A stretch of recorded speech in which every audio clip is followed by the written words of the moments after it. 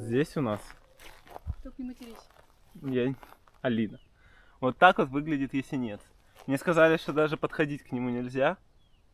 У него аура плохая. Он не намоленный, понимаете? Он, наоборот, сатанист.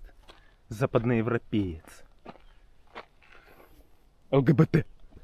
Так, пошел номер 2.